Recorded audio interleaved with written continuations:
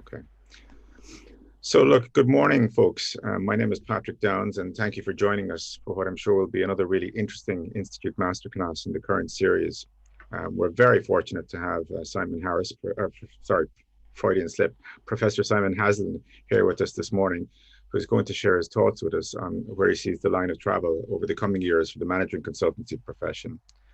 The session is aptly named The Road Ahead, and which is taken from the title of a book that Bill Gates wrote in 1985 on the advent of the information superhighway, as it was known then, and where he saw the future of things to come. Back then, things were moving so fast that he revised it before the first edition had hit the shelves to focus more on the internet. And that's still an interesting read, and we'll post a link presently for you. I think it's fair to say we are living through an age of disruption at the moment, and it certainly feels that way at the moment. What with Brexit, US politics, global instability, digital transformation, and now COVID landing on top of us. To say we're in challenging times seems almost trite at this stage. And to put that in context, when Simon and I met for a socially distant coffee a few weeks back, we met outside a Londa shop in an industrial estate on a wet morning. And that was as much physical human contact as either of us had in the few weeks prior to that. And we were delighted to meet each other, I might add. So hopefully next time we meet, it will be in a more convivial surrounding, Simon. In any event, look, a couple of housekeeping notes before we take her out. The session has been recorded, as you will note, and we would ask that you ensure that you're muted, if not already done so. Any questions you have, please use the chat facility within the Zoom software, and we will respond to them at the end of the presentation, subject to time being available. As a note of professional courtesy, I extend a welcome to Dwight Mahalek, the Global Institute President, who we are honored to have here with us this morning, and equally our own newly elected President, John Byrne, who's also joining us. The profession prides itself on its agility, and so without further ado, I will now seamlessly hand over to Simon, who has been kind enough to give us his time this morning. So Simon, I hand the mic to you. Pat, thank you very much, and good morning, everybody. So Simon Haslam here, and thank you very much for the invitation, and I'm going to just press a button and share my screen with you. So I've got the slide deck behind the presentation. So I'd appreciate just a very quick thumbs up if that is visible to folk. Are my slides being shared? Quick question to you. So some indication, superb. Yeah. I think you got that. That's lovely. Okay, so what I put together is a critique of the global management consultancy industry looking forward, and the focus would be on the implications for ourselves in practice as consultants or commentators on consulting. I've broken the presentation down into 3 sections, and as Pat says, very happy to take questions or reflections as we work our way through at the end. We're going to talk about the market position for the global industry. Then to sort of segue from that into the implications, we're going to talk about the challenges for us running consulting firms around our positioning in the market and the implications on the pipeline of work coming in. And then the third part of the time together this morning is the implications on our business models, so the logic by which we generate value for our clients. At the end of that, I'll pull together just a summary slide on the implications as I guess the condensed takeaway. I was talking about our morning together with one of my good friends, Professor Joe O'Maney, and some of you will know Joe. And we were reflecting on the paper that Clay Christensen wrote 7 years ago now, that consulting on the cusp of disruption. And a reflection was that there's been more disruption in the past 7 months in the sector than the entire 7 years leading up to 2020. And that sort of sets the tone for the first part of our discussion, which is, okay, what does the market look like? Where might be the bright spots, and where would see the pinch points? And from this, there is the relationship between some of the COVID implications, but also some slow burn dynamics, which are going to run beyond the pandemic. So the headline here is, if we look at 2020 going to 2021, we're seeing a global reduction in the overall market size. It's down on average about 13%, and some geographies are more highly afflicted than others, and I think in some developing economies we've seen markets reduced by about 20%. And the reason is an obvious one. So the pandemic challenges on organisations making decisions, challenging on mobility. And for those of you working as consultants, your life in March, April and May was probably very similar to mine. Not a lot happened until clients figured out it is workable with in a virtual world. There is another dynamic underneath that, which is the maturity of management. And this changes around the world. And where you've got particular geographies where the discipline of management is well developed, then there's certain characteristics that are at play. But if you get economies where management is relatively new, what does that mean? Relatively low MBA population, relatively low presence of business schools and mobilization of business practice. There's a slightly more open door. So what we're witnessing here then is when we look at the ideas of the market itself, we understand there will be less face-to-face in the future. At the moment, nearly everything we do is virtual, and come vaccine, we're expecting a regression back to face-to-face, but not to the degree that was 2018, 2019. So the way forward will favour firms and individuals who are very capable at working in that virtual space on, let's face it, intimate subjects. Another backdrop is this. Client expectations are increasing. And there's a whole bunch of reasons for that. And this is not a pandemic related factor. When we created smartphones, we effectively gave the world computers and the potential for everybody to have access to democratized information. So we closed the gap between people who knew stuff and people who needed to know stuff. We then see the growth of the MBA population.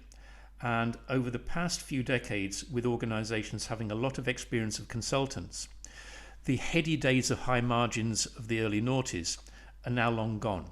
So clients are sharper, clients know more, clients have been there, done it and got the t-shirt and put us under more pressure than we've been used to.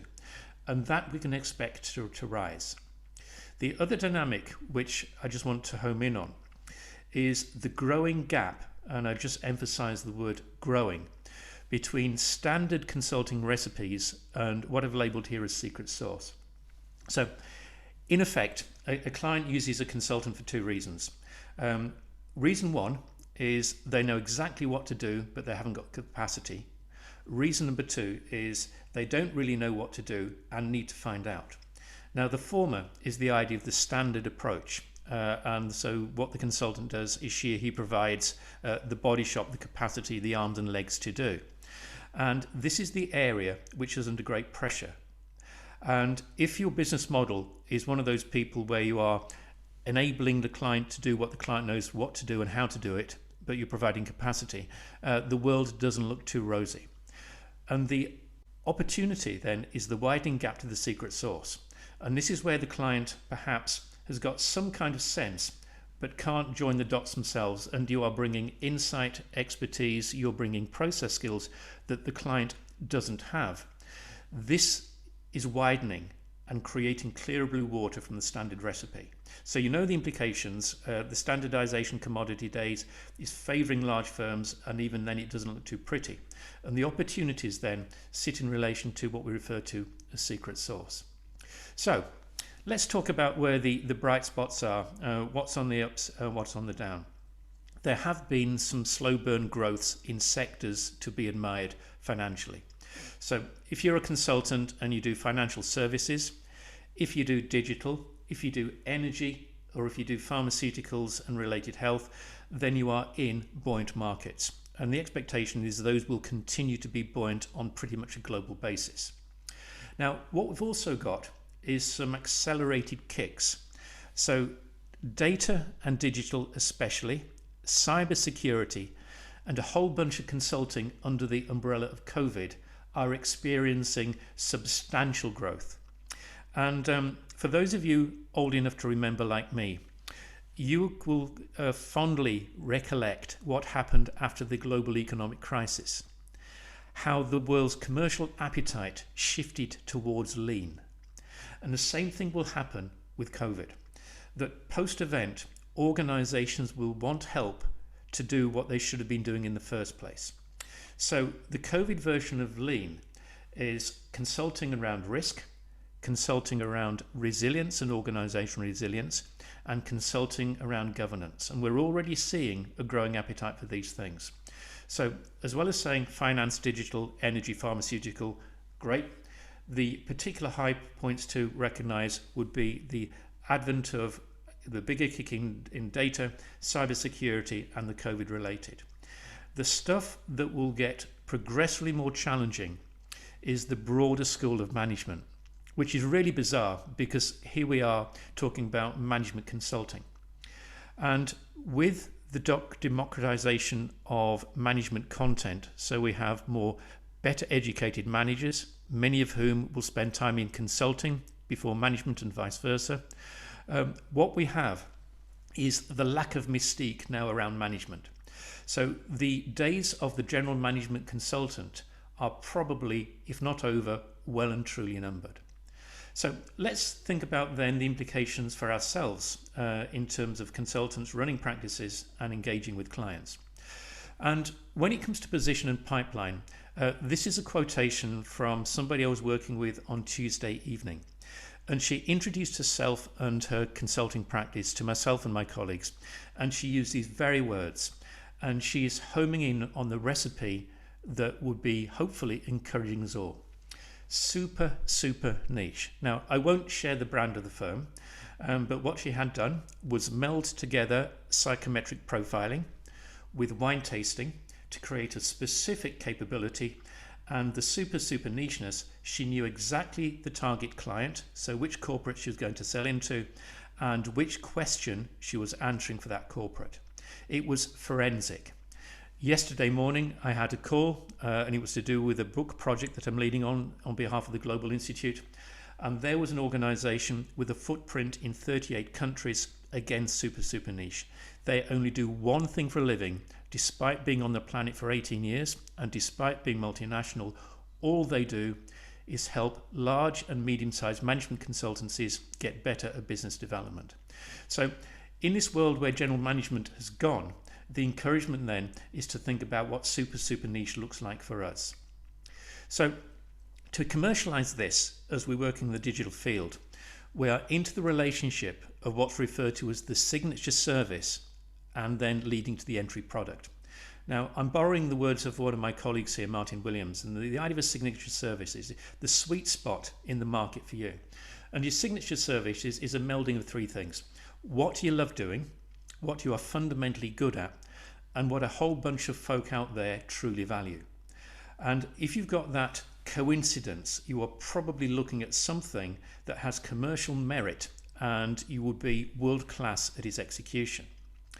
Now, what you then need to do, or what we're seeing people doing very well, is once you know what your signature service is, to make it digestible by a virtual pitch, where you can't get in the room and talk about it with the client, when you can't have several meetings, you can't do the sensing the body language in the moment. Risk mitigation says, okay, let's have a trial product. And this might be a 1K or a 5K, let's have a go at it. And the idea of the entry product is the pathway into your fuller signature service. To give you two examples, I've got one client who has a signature service called Discovery. It is a 2-day intervention for a leadership team. Another one has a title of Focus, which is a group-based afternoon on identifying research priorities. Now, the names are unremarkable, but what to take from it is possible to digest the signature service into something which is communicable and purchasable.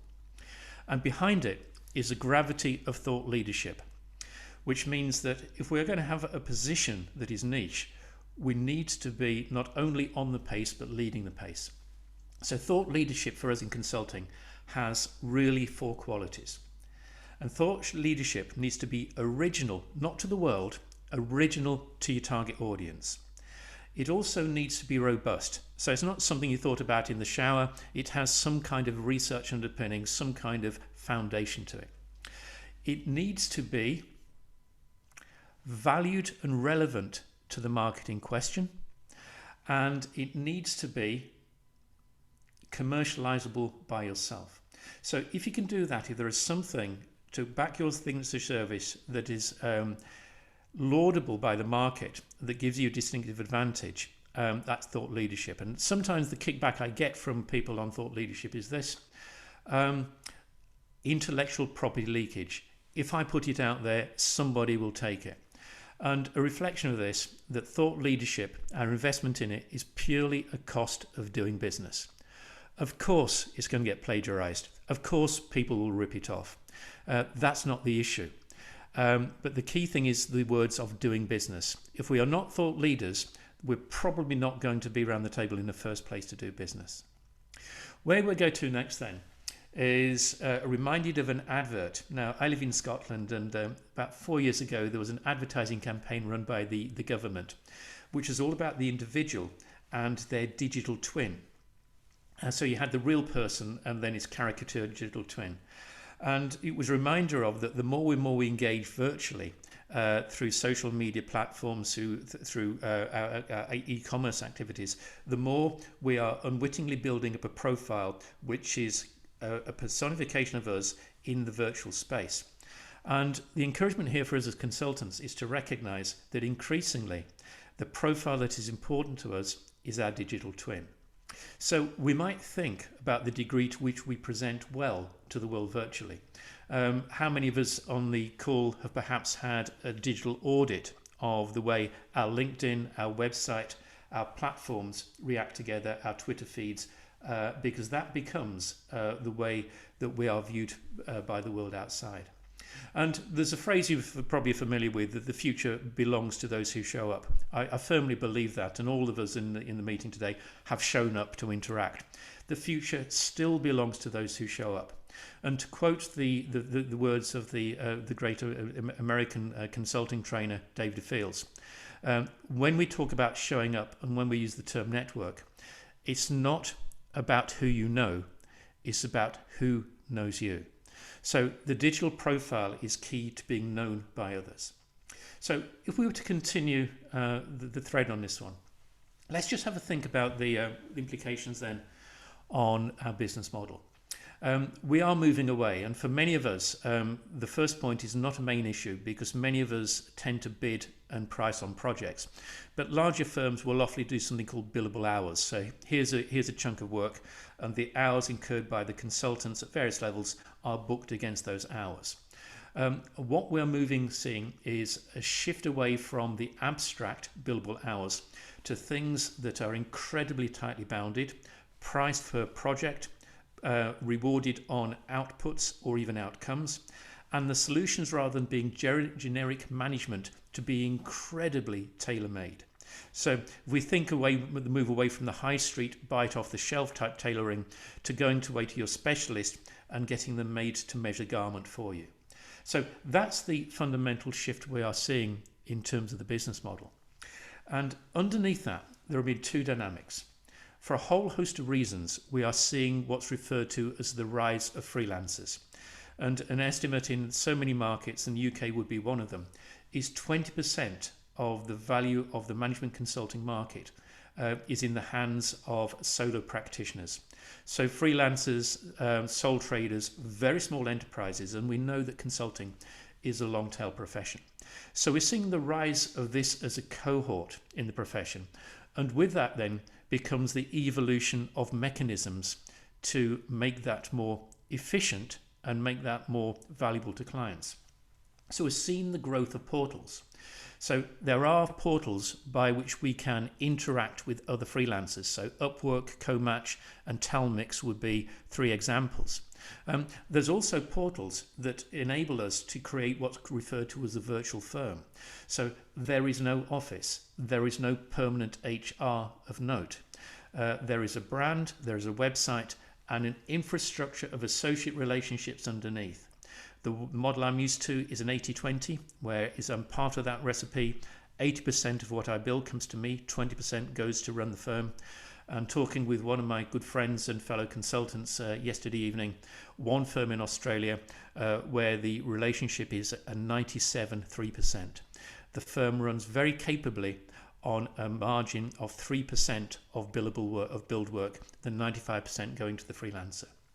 And then we would then reflect what does that mean in terms of underneath how we do it and the importance of embracing learning curve.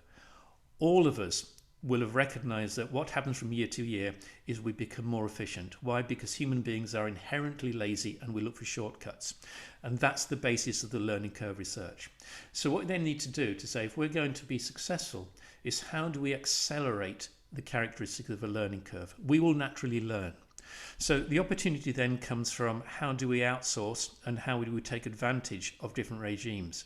So in the conversation I was having with colleagues yesterday evening, we went down the pathway of virtual assistants and we compared the qualities and the cost bases of various virtual assistant experiences we've had. So we can avail ourselves of different cost structures to become even more cost effective. And automation would be another one. And we're recognizing that when it comes to automation, there is so much said about the threat of robotics. And the data are both encouraging and threatening. The view is that only 5% of jobs will be replaced by robots, but 50% of processes will be replaced. So the implication is, yes, we will still have a role, but the role will be fundamentally redesigned. And in consulting, we're already starting to see this in relation to the use of algorithm on relatively straightforward data handling. So what we say with learning curve, of course we're going to be more efficient, accelerate that journey in terms of the use of different cost regimes, and accelerate the journey by thinking what is it you can automate to enable you to drive bigger value on the work you provide. And the final comment on business model is this. Talking with a particular consultant a few weeks ago, she introduced herself and they gave a description of her firm. And having mentioned the firm, she said, I do this as well as. And 2020 going forward, for many of us, is going to be the as well as recipe. So the idea here is we diversify the revenue stream. I got into consulting a few decades ago and I absolutely love it. But even I get this, despite loving management consulting, the need to have some kind of breadth to the platform is key. And this is not just a comment for small firms, it's a comment for large firms as well. So if you're the smaller enterprise, what does as well as mean? It's probably meaning you're a consultant and a coach. It's probably meaning that you have a training business in parallel with the consulting business. You might be accredited to do some form of personality profiling and guidance around it. You might be involved in commercial research or academe. So it is insufficient in this day and age to diversify the client base. To diversify the business model is really important. I shan't share the name on this one, but a conversation I was having with one of my students, and as you know, my professorship is at Durham, and I supervised this particular individual on his MBA project. Top draw student, he's mid-40s, he's the chief executive of a business which he doesn't own. So imagine him as the hired gun. And we were having a sort of a catch-up discussion on Monday. And he just floated this one past me. He says, look, I've got the business into great shape. I'll never own the equity because it's a family business. But to be honest, it only needs about 10 hours a week from me. So I'm thinking of becoming a consultant. And the conversation went this way from me. I said, if you can do the job for 10 hours a week, why don't have the conversation with your employer? Because you've clearly turned this business around. You would be ideal because you could help run the business. And that would give you the platform to build a consulting enterprises up as well. So what I'm saying is that we have perhaps gone past the days of that narrowness of field where the only thing we do for a living is consulting. And I'm hoping the person I'm speaking about, if he follows this particular pathway, sees the merits in doing something part of the week and using that as a feed into what would be for him operations management consulting the rest of the time. So as well as he's mutually supportive, as we would understand, but I think in terms of resilience for us, it is close to being an essential. So let's have a look then about the implications. In summary, despite catching a little bit of a downturn this year, so 13% globally, it is still a massive market. The news last couple of weeks around the vaccine have created a kickback in appetite positively. But the thing about the massive market is change brings opportunity with it. And fortune favours, as we know, the brave. And the brave in this context means we are super, super niche. So our contribution here is we are the consultants as bees. For those of you familiar with the consulting literature, you'll know the metaphor. So one way that a consultant generates value is she or he is the bee or the butterfly. They flit around the flower bed doing the pollination, introducing stuff from one flower to another and taking stuff from one flower to another as well. And the point about consulting as bees, you can't pollinate the world. So choose your garden, choose your flower bed, make that area your own, and that becomes your super, super niche.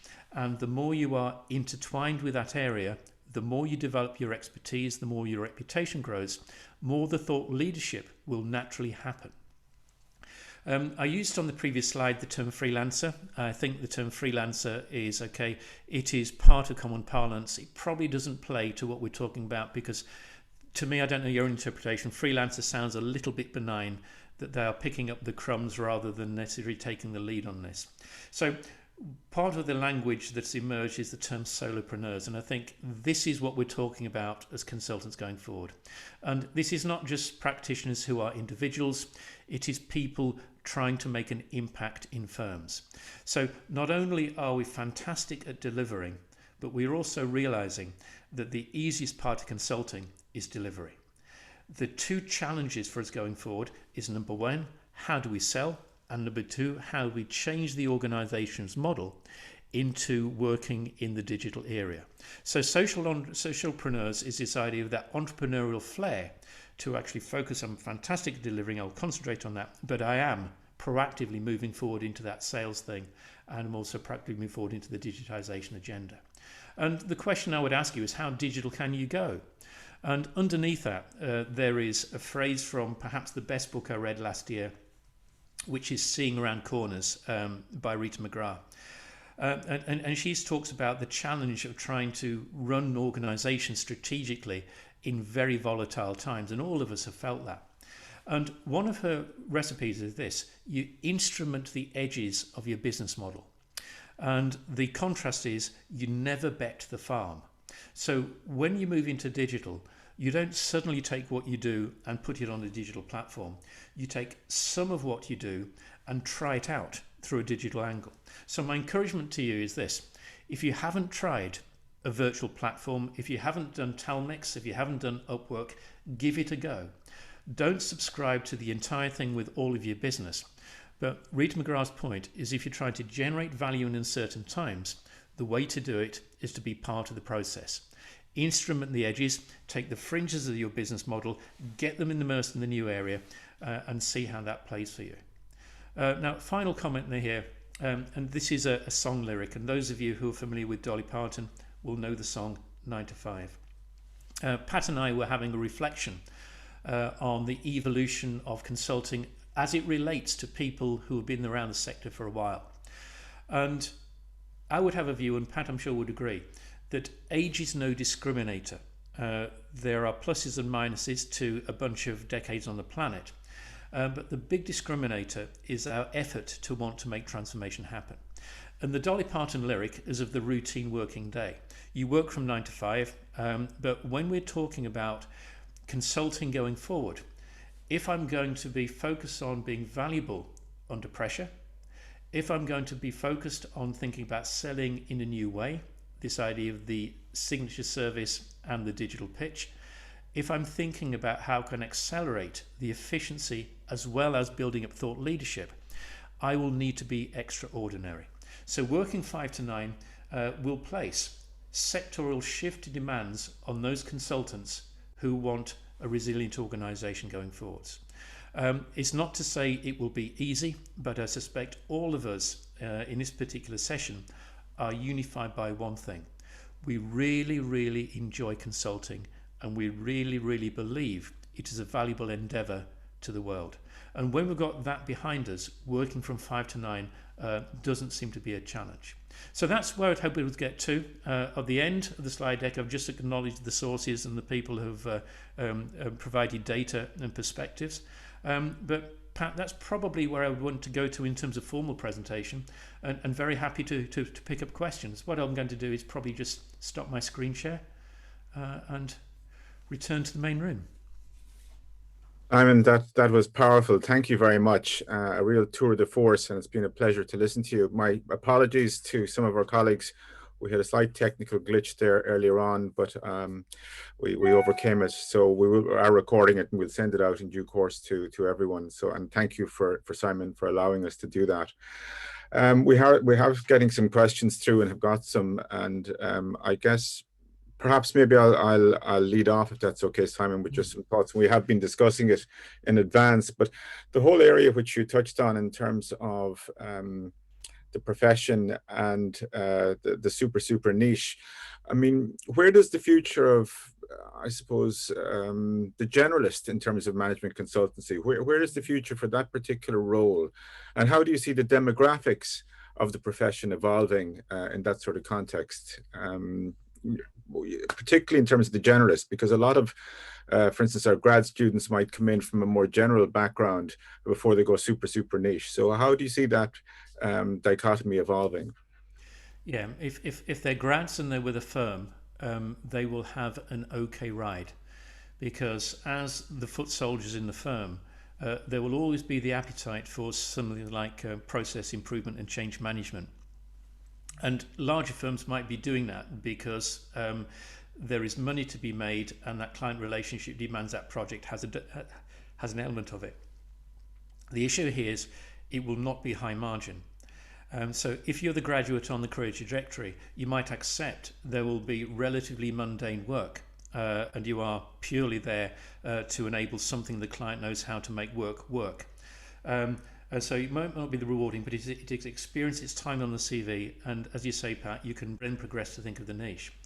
The real concern is if you are running the firm, and that's what your firm has done, you're probably consigning yourself to day rates not getting any better, which in real term means that year on year you become less and less profitable when you adjust for inflation. So of course there'll be needing for change management work to be done, but let's not delude ourselves that it will not be incredibly contested and really low margin stuff. So if you're a graduate, you might see that as, okay, I'm doing some of this as part of my firm. I'm being paid not brilliantly, but it's part of how I earn my spurs and sort of get my stripes, if you like. Yeah. But if your firm is a generalist, you might want to reflect on the longevity of that model. Okay. That's interesting. And in terms of the value proposition, clearly, you looked at the whole digital pivot that we're experiencing and that skill set, and that being almost a mandatory requirement for any consultant to have that lexicon in their toolkit and be proficient linguistically in the digital space. That whole kind of mega transformation that we're seeing at the moment in terms of the level and pace of change as never before. Outside of digital, what other areas do you see? In terms of the type of change, I suppose the key ones for me would be the digital implication and the productization. So when I was talking about secret sauce and then have the entry product, rather than say, if you were the client and I'm the consultant, we might have a convivial couple of hours and I would explore opportunities and you would think, and we would then bounce ideas together. That opportunity doesn't present itself so readily. So we're far more likely to see people who says, this is the entry product, what do you think to this? And to have that very clear start point for the conversation. And the client might buy entry product, or the client might say, well, no, that's not quite what I'm looking for. What I'm looking for is. And that conversation take place in a far shorter period of time. Okay. So it is the tangibilization of service, the productization of consulting. And so as well as digital, there's that behavioral shift. And whether that is generational, whether that's because we're under time pressure, or whether that's increasingly services are becoming productized in so many aspects of life, I don't know. But that would be the other one.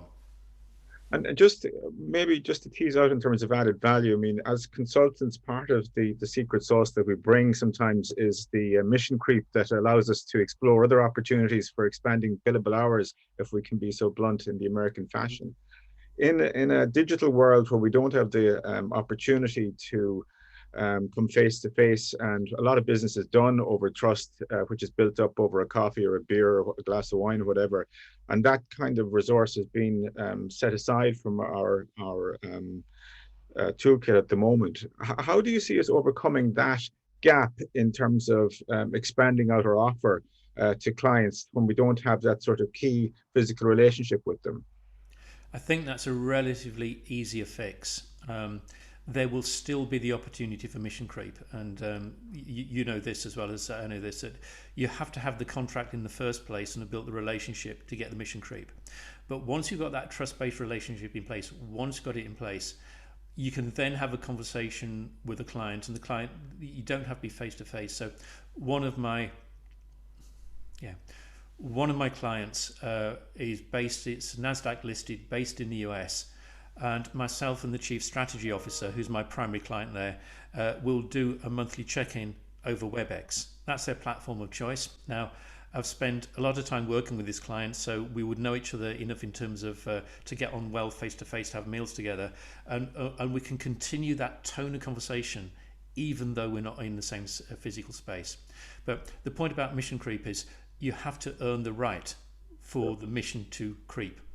If you can't get over first or second base, then it's really not going to be on the table. And we're finding ways of making virtual platforms work very capably, and think we've got really good at that. Despite the evidence of the Deus and Machinist this morning. Correct.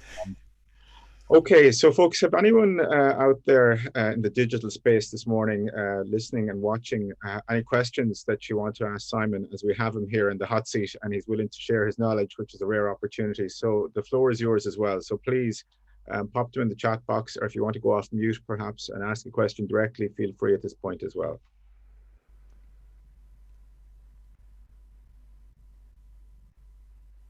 Hello, Simon. Pat Coleman here. How are you doing? Grand Pat. Yeah.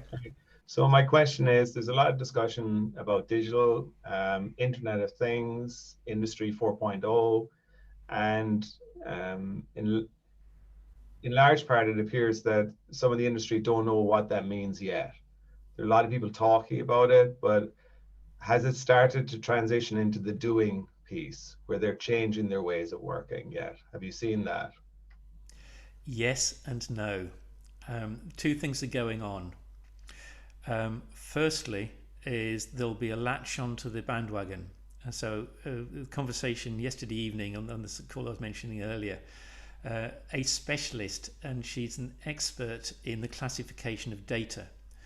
And she was reflecting on what was known as the classification of data has now been sort of moved into the field of data analytics. So suddenly it's got a sexy term. So we're likely to use the language even though we don't know we're using the language incorrectly. And you may remember, and certainly this was on my radar sort of 1999, the millennium bug. And this was when the world's computers were threatened to all fall over at the turn of the millennium, and how the professional services sector to a person suddenly became incredibly good at communicating the implications to anybody that had a computer at work. So I think the same thing is going on. I think industry, the client side, will use the language sometimes correctly and sometimes incorrectly. And I think our role is to be very conversant with the language so we can help our clients on their pathway. We don't need to be experts in the technology itself, but what we do need to know is how the technology will impact on our field. So my role is as a strategy consultant. That's my field in consulting. And so to get this sense of digital on strategy is key for me to have the conversation. So it'll be like Millennium Bug all over again. There'll be an appetite to know, and we can help be the translators, but we don't need to be the deep subject matter experts. We just need to figure how it relates to our field. Thanks very much, Simon. Okay, well, thank you, folks. We have a quiet audience this morning. Obviously, it's that Friday feeling, and the coffee has started to percolate and calling. Unless there's any other particular questions, I think we can probably. Oh, Simon, sorry. Can I just make one observation? I'm just looking at the chat box, and can I just acknowledge Geraldine's comment here? There's a post about using a consultant for digital audits. Geraldine, thank you. You've put an email up there, and I know I shouldn't probably be doing this as a guest into the forum, but I would see that as a really useful thing for a consultant to do, because that is our persona. So I just want to acknowledge that, Geraldine, and thank you. And yes, and thank you. And I noted that, and Geraldine is a very active member of the Institute. We have a relationship with DCU, who have offered that service to the members recently, where they're offering digital native students who are doing the MSc, and that call went out a couple of weeks ago. So it'll be interesting to see what the harvest is from that. But I think it's very timely, and we could all do with an exercise of that order. And the IMCA itself has put best foot forward, and we are going through that cathartic experience. They're doing a digital audit on us, so we will report back and let you know how we got on. Okay, look, I'm conscious of time. I'm conscious, particularly of Simon giving us his time, and we really appreciate that, Simon. We have another event coming up, Rock Your LinkedIn Profile, on the 10th of December, which will be one of the final ones before we head into the Christmas phase and hopefully out of lockdown, and we're looking forward to that. And all that remains for me is to thank Simon and thank everyone who's come on board, which is much appreciated given the value of your time. Look forward to seeing you all again. Stay safe and have a great weekend. Simon, as they say in Gaelic, gur mille mille mahagat. Thank you. All right, God bless. Bye. Bye.